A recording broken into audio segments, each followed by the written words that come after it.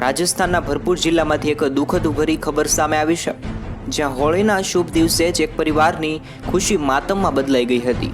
પત્ની તેના 2 બાળકો સાથે હોળી રમવા માટે સાસરે જઈ રહી હતી, ત્યારે રસ્તા વચ્ચે જ ગાડીને અકસ્માત નડ્યો અને ત્રણેયનું કમકમાટી ભર્યું એક મોત થયું છે. ત્યારે રાજસ્થાનના ભરપૂર જિલ્લાના એક દુઃખદ ભરી ઘટના સામે આવી છે, જ્યાં હોળીના દિવસે જ ખુશીનો જે તહેવાર છે તે માતમમાં બદલાઈ ગયો છે. હોળી રમવા જઈ રહેલા માતા અને તેમના 2 છોકરાનું દર્દનાક એમ કહેવાય અકસ્માતની અંદર મોત થયું છે. ભગવાન તેમની આત્માને શાંતિ આપે, સૌ લોકો પ્રાર્થના કરીએ. કોમેન્ટમાં મિત્રો ઓમ શાંતિ લખી શકો છો. તેમજ મૃતક પરિવારના અન્ય 3 લોકો ગંભીર રીતે ઘાયલ છે. દર્દનાક અકસ્માતમાં ભરપૂરના ઉચ્છનમાં થયો છે.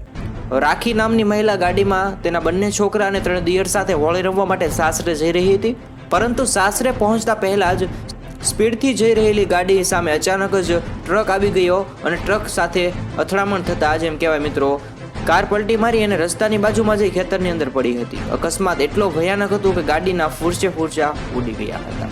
માતા અને તેના 2 બાળકોના મોત થયા છે. મૃતક મહિલા રાખીનું સાસરું ભરપૂર જિલ્લાના બાયાના પાસે સિંઘાન ખેડા ગામમાં છે, પરંતુ તેના પતિ અને